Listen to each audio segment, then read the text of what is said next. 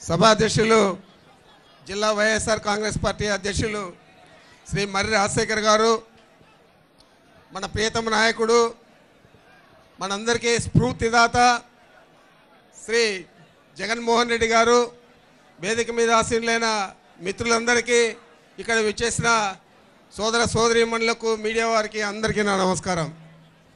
ఈరోజు పరిస్థితి చూస్తే రాష్ట్రంలో ఏ సమస్య లేదు. చంద్రబాబు నాయుడు గారికి ఏది కూడా కనపడడం లేదు. ఆయన ఒక కవి అయిపోయినాడు. కవి అంటే కనపడదు, వినపడదు. ఏం చేతంటే ఆయన కనపడేదంతా 30,000 ఎకరాలు మీ దగ్గర మీ జిల్లాలో లాక్కున్న భూములు, దాంట్లో ఎట్లా రియల్ ఎస్టేట్ వ్యాపారం చేయాలా, దాంట్లో క్యాపిటల్ పేరుతో ఎట్లా మనం సొమ్ము చేసుకోవాలా అని ఒక్క ఆలోచన తప్ప వేరే ఆలోచనతో లేడు. ఈరోజు పరిస్థితి చూస్తే దేశవ్యాప్తంగా దాదాపు 11 రాష్ట్రాలకు ప్రత్యేక హోదా ఇస్తే దాని ద్వారా అనేక రకాలుగా రాష్ట్రాలన్నీ కూడా బాగుపడినాయి. మనకిచ్చే కేంద్ర ప్రభుత్వం ఇచ్చే గ్రాంట్ అంతా కూడా మనం చెల్లించే అవసరం లేకుండా ఇస్తూ ఉంది, ఏదో 10% మనం పెడితే. మరి అలాంటి గ్రాంట్ వచ్చేటప్పుడు మాకు వద్దు దేవరా, ఇది మాకు ప్రత్యేక ప్యాకేజీ ఇవ్వండి, మాకు డబ్బులు ఇవ్వండి, ఆ డబ్బులతో మేము సొమ్ము చేసుకుంటాము, మేము ఏదో ఒకటి చేసుకుంటాము, మాకు ఈ రాష్ట్ర అభివృద్ధి కానీ ఈ రాష్ట్రంలో ఉండే పేదలు విద్యార్థులు ఇలా అభ్యున్నతి కానీ మేము కోరుకోవడం లేదు, ఈ 5 ఏళ్ళు మేము కాలం గడుపుకొని డబ్బులు సంపాదించుకొని పోతే చాలని చెప్పి ఒక ఏకైక ధ్యేయంతో చంద్రబాబు నాయుడు పనిచేస్తూ ఉన్నాడు. మీకన్నా తెలియంది కాదు, ఎన్నికల ముందు ఎన్ని హామీలు ఇచ్చాడో చంద్రబాబు నాయుడు, ఆ హామీల వల్లే ఆయన అధికారంలోకి 5 లక్షల ఓట్ల తేడాతో మన మీద గెలవడం జరిగింది. అదేవిధంగా వెంకయ్యనాయుడు గారు సభల్లోనూ సమావేశాల్లోనూ ఎన్నికల ముందు చెప్పేదే కాకుండా రాజ్యసభలో రాజ్యసభ సాక్షిగా ఆయన 2 చేతులు అయితే 10 సంవత్సరాలు ప్రత్యేక హోదా కావాలా మా రాష్ట్రానికి అని చెప్పి అడిగిన పెద్ద మనిషి ఈరోజు ఏం మాట్లాడుతూ ఉన్నాడో మీకు అందరికీ కూడా తెలుసు.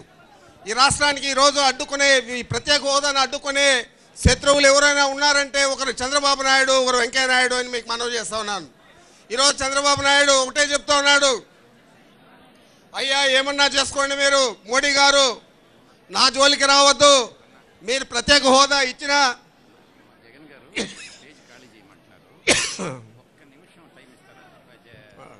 సరే సరే మాట్లాడుతూ ఉంటావు, వాళ్ళు వింటూ ఉంటారు బాగానే. ప్రత్యేక హోదా ఇవ్వకపోయినా పర్వాలేదు, నా మీద ఓట్ల కోట్ల కేసు రాకూడదు అని చెప్తా ఉన్నాడు. దాని మీదే ఆయన ప్రతిసారి ఢిల్లీకి వెళ్ళినప్పుడల్లా కూడా మోడీ గారి దగ్గర మోకరిల్లి కుయోమోరో అని అడుక్కొని వస్తూ ఉన్నాడు.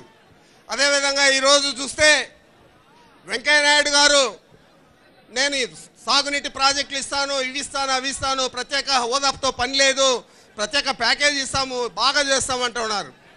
ఇప్పటికే బాగా చేస్తున్నారు. పోలవరం ప్రాజెక్టు నేషనల్ ప్రాజెక్టుగా తీసుకొని పెంచిన అంచనాలతో ఈరోజు 50,000 కోట్లతో దాన్ని పూర్తి చేయాల్సి వస్తే, అది పూర్తి చేస్తేనే మాకు రాయలసీమకు నీళ్ళు వస్తాయి, లేకపోతే రాయలసీమకు కానీ మీకు కానీ నీళ్ళు వచ్చే పరిస్థితి లేదు గోదావరి నుంచి అని చెప్పి మీకు మనవి చేస్తా ఉన్నాను.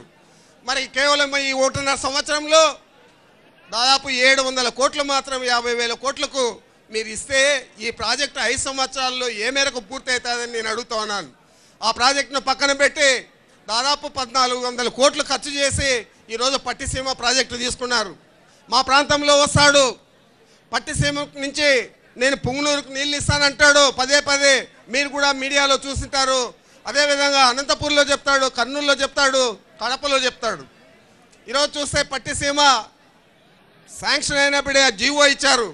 ఆ జీవోలో స్పష్టంగా ఉంది, దీని నుంచి వచ్చే నీళ్లు రాజధానికి అక్కడ వచ్చే పరిశ్రమలకు మాత్రమే అని చెప్పి స్పష్టంగా ఇవ్వడం జరిగింది. ఇది ఏమాత్రము రాయలసీమ కోసం ఇచ్చినది కాదు, కట్టే ప్రాజెక్టు కాదు. అసలు పట్టిసీమ పనిచేస్తూ ఉందని నేను అడుగుతా ఉన్నాను. నిన్నటి రోజు నన్ను పిలిచినారు మన కృష్ణా జిల్లా శాసనసభ్యులందరూ కూడా, మనం పోయి చూద్దాంనా, ఇది పట్టి గోదావరి నీళ్లు కాదు, అక్కడ మాకు బలేరావు చెరువు ఉంది, ఆ చెరువుకు ఇన్లెట్లు అవుట్లెట్లు తెగ్గొట్టి ఆ నీళ్లు మళ్లించినారు బుడమేరకు అని చెప్తే నేను ఇక్కడ సమావేశానికి ఏర్పాట్లలో బిజీగా ఉన్నాను కాబట్టి రాలేని మీరు పోయిరండి అని చెప్పడం జరిగింది. మరి ఈరోజు చూస్తే బుడమేరుకు బలేరావు చెరువు నుంచి నీళ్లు తరలించి ఆ నీళ్లు పెద్దగా వచ్చినట్లు లెక్కలేసుకొని దాదాపు 10 కోట్లు ఖర్చు పెట్టి ఆయన అనుసంధానం చేసిన అని చెప్పి ఒక సమావేశాన్ని కూడా ఏర్పాటు చేసుకొని సంబరాలు కూడా చేసుకోవడం జరిగింది.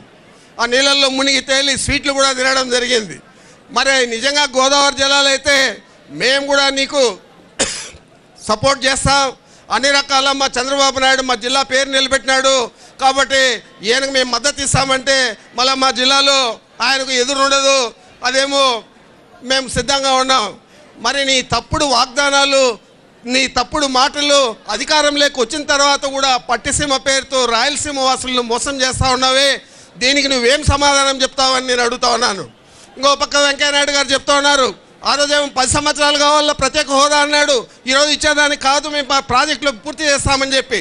మరి పోలవరం ప్రాజెక్టు నేషనల్ ప్రాజెక్టుగా తీసుకున్న తర్వాత కేంద్ర ప్రభుత్వం దానికి ఖర్చు చేయాల్సిన 50,000 కోట్లకు ఇప్పుడు దాకా మీరు 700 కోట్లు ఇస్తే ఏ మేరకు మీరు ఈ ప్రాజెక్టును పూర్తి చేస్తారు? ఈ ప్రాజెక్టు మీద తెలుగుదేశం పార్టీకి కానీ బీజేపీకి కానీ చిత్తశుద్ధి ఉందా అని నేను అడుగుతా ఉన్నాను.